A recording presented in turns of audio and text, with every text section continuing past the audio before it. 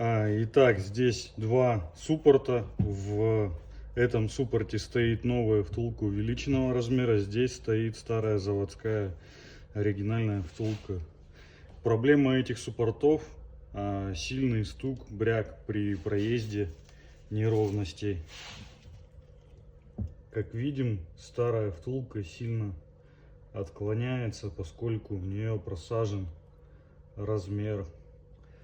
Мы вытачиваем новые втулки увеличенного диаметра, и стук уходит.